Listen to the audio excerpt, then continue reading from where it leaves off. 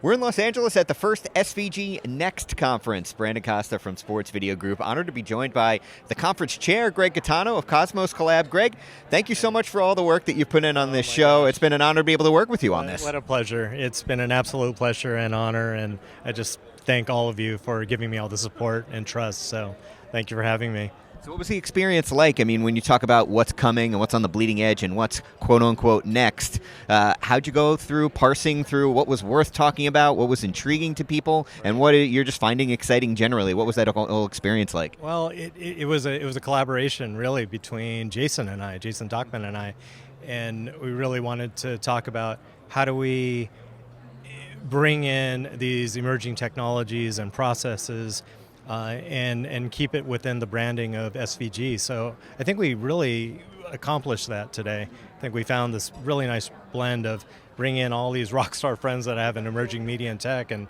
they're doing some of the most amazing things in the sports space, right? Bringing augmented reality into the stadiums. Look at the amazing stuff that Cosmos is doing with their shared reality. Look at what NVIDIA and 12 Labs and other companies that are represented here.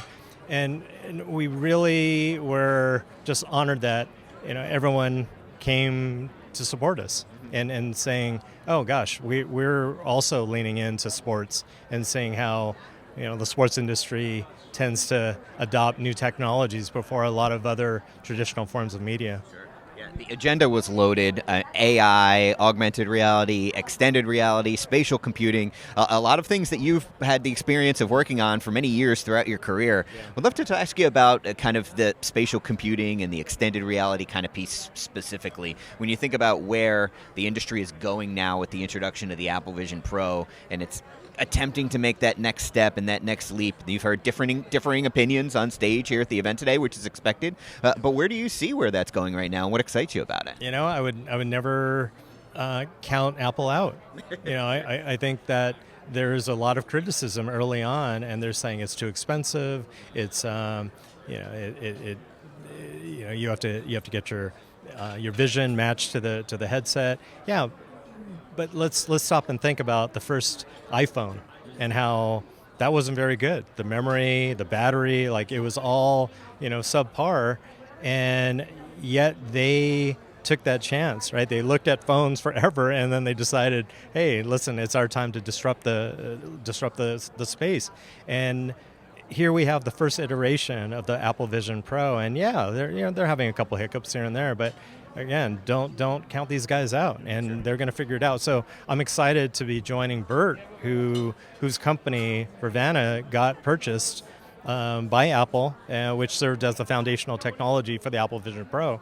And because of that, we're going to hear a lot of insight about, hey, what are the friction points? What can we expect in the coming years? And it's the same things that I think I've seen my entire career. I've been in entertainment all my life, and always trying to see, okay, what are the pain points? Distribution, right? You need the equivalent of the television, or else how are people going to consume your content? You spend all this money on, creating the content. Well, are they going to watch it on their phones? Are they going to watch it on a Apple Vision Pro headset? Is it going to be Meta? Is it going to be, some device that we're not even, seeing yet?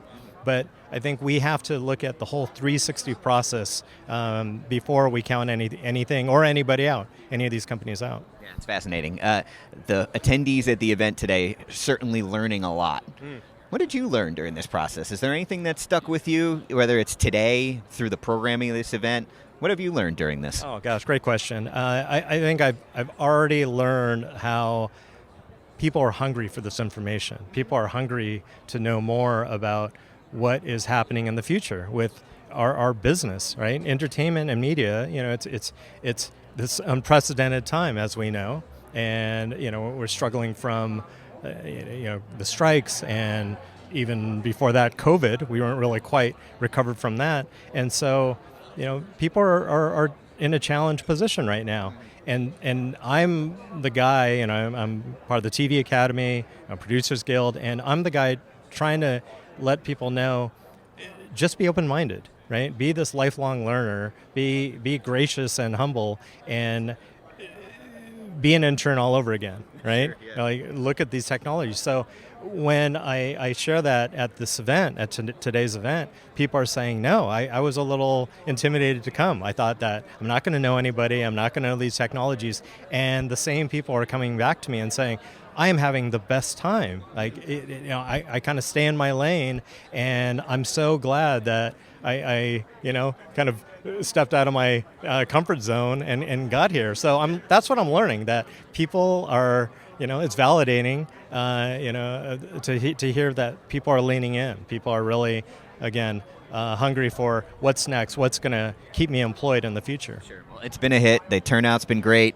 It's been a pleasure and an honor to work with you on this. So thank you so much for doing it, and thanks for being here with us. Yeah, thank you so much, Brandon. All right, for more of everything going on here at the SVG NEXT conference, you can watch video interviews from here at the show. We'll have all of the sessions available on SVG Play. Easiest thing to do is just go to our website at sportsvideo.org.